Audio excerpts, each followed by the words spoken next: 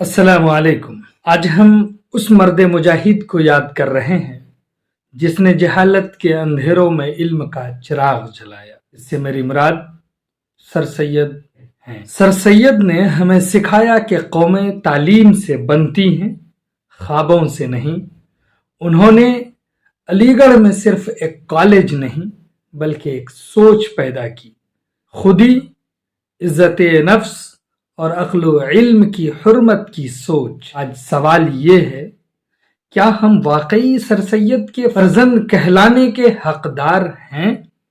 کیا ہم نے علم کو اپنی طاقت بنایا؟ کیا ہم نے اختلاف کے باوجود اتحاد کو اپنایا؟